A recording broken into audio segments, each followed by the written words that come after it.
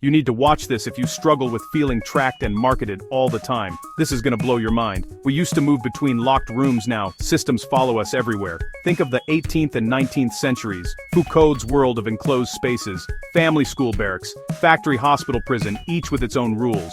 You entered, you were contained, then moved on. Discipline was architecture. Now picture a corporation, ease a ghost, a gas not a building. Control doesn't close doors. It modulates them. Time and space stop being molds and become waves. Salaries, tweak training, never ends. Tests, never stop. We're no longer individuals and masses, but individuals coded data points in markets, coded data points in banks. Where discipline use signatures, numbers, control uses codes, passwords, computers, networks. Floating money rates replace levers, factories minted coins.